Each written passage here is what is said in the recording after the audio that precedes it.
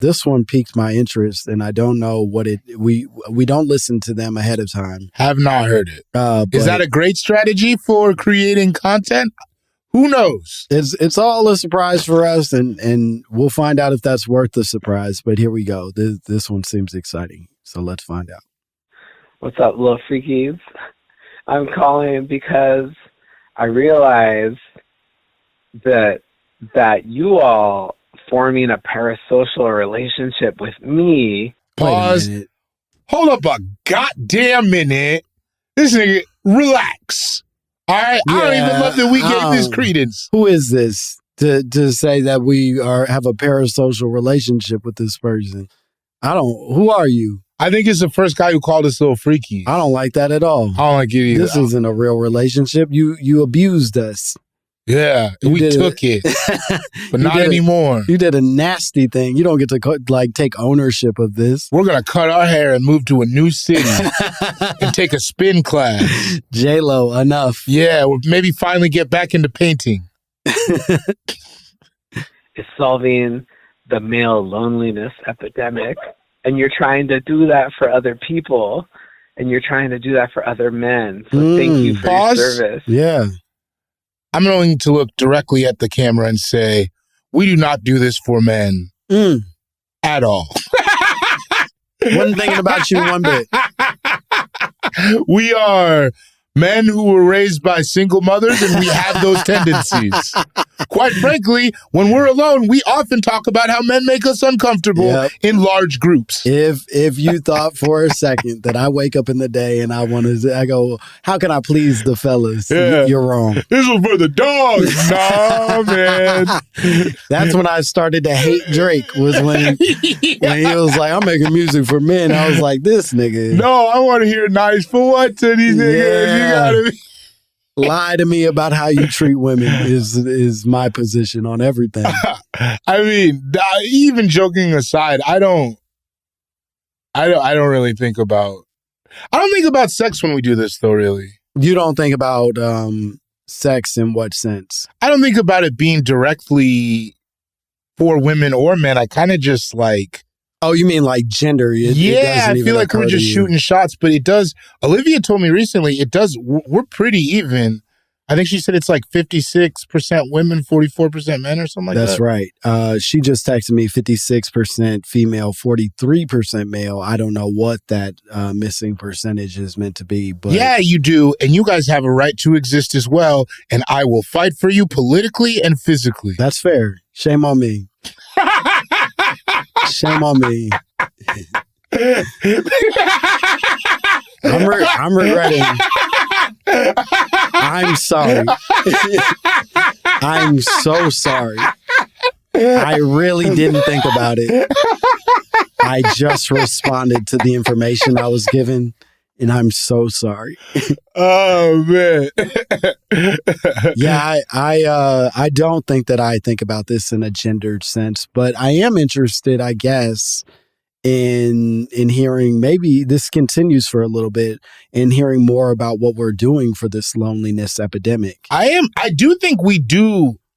If I were to really think about it, I do think we scratch maybe an itch for the non-hypermasculine black men that you don't hear about as much. Sure. Right? I think a lot of podcasts specifically, there's a lot of dudes telling you, because we don't even talk about like sex that much. No. I don't. Maybe we do because we're little freakies or whatever. But like, we don't talk about. I don't think we talk negatively about women or sexual. I just don't think. I think that there's like so much of the podcast space and the black podcast space is like that, and I feel like we don't. We don't do that. We're not teaching men to be men. Yeah, or like in how traditional sense, or how to hack women or whatever that other shit's got going on. And I think in that way we're jetting a little bit of the standard, but I am curious to hear a little bit more from this person as to what they think we're doing, because it's interesting. Thank you for forming a parasocial relationship with me and other dudes so that we're not so lonely anymore. I love you, David. I love you, Langston, so much. Okay. That was it. Sounds like the voicemail you play at the beginning of a rap song.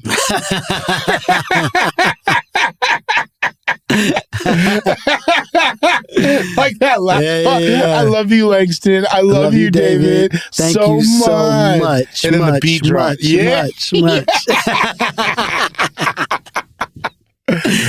I'm glad, bro. I'm glad that you like it. Yeah, we certainly didn't step out of our houses with that plan, but we're glad that you feel that way. And honestly, to hear your voice, you don't even sound like the kind of guy I thought was involved in that loneliness epidemic. Yeah, and frankly, let's talk a little bit about the loneliness epidemic. I think in some ways, and this is just my feeling, I think some of that loneliness epidemic is man-made.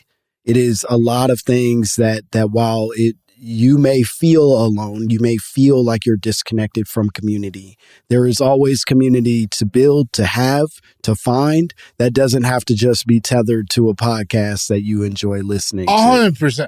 I also sometimes feel like a lot of what the idea of the masculine man was tethered to the idea of women being subservient or less than. So it's just people dealing with women being equal and okay. Yeah. And all of a sudden they're like, I don't know how to be a man anymore. Yeah. And it's like, no, she could do whatever she wants. You can still be a man, bro. Yeah, like, you can still carry all that masculine energy and all that. You just don't also have to fucking have women seem below you. She's not going to cook for you, and that's okay. Yeah, but you could still be a man within that. You can still lift weights or whatever. Yeah, you can be whatever you want to be. And you can find a community of people who also feel exactly the way that you feel. You just have to step outside of yourself. And frankly, this podcast enough to be able to find those individuals. Yeah, man. Come to a live show. No, yeah, give us your money. Yeah, please don't leave us. Yeah, we want your money. Keep listening. Yeah, I'm not going to say I love you, but I appreciate your support. I ain't begging for it. Yeah, I want you to find your special community and not only need us, I guess. Yeah. That was weird though, because when I think about male loneliness epidemic guys, I never think it's somebody who would be listening to this podcast.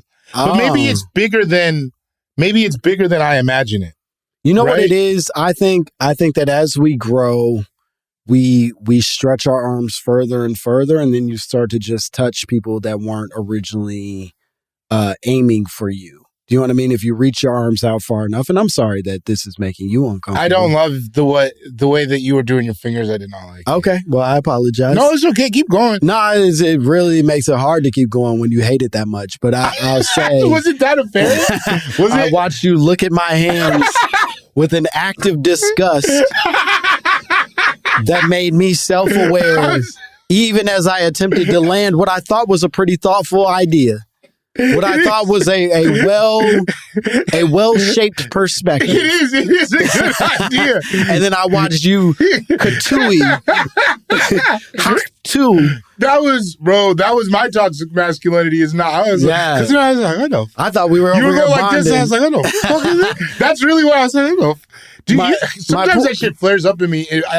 That's how you know toxic masculinity is inherent, because that's not like a learned behavior. That's just. I just felt that way about that for some reason. Right. You haven't seen enough people wiggle their fingers to even know if that is something that bothers you, but then you found out today it does. Yeah. Damn. I'm sorry to be the person that No, it's okay, man. It's about growth. We got to learn ourselves. I do think that maybe we are just expanding in a way that we are touching people who did not originally plan to be touched. And I think that's kind of nice. I'm going to move on. I'm sorry. I want to be good. We did what we could together, man. I'm trying to be good.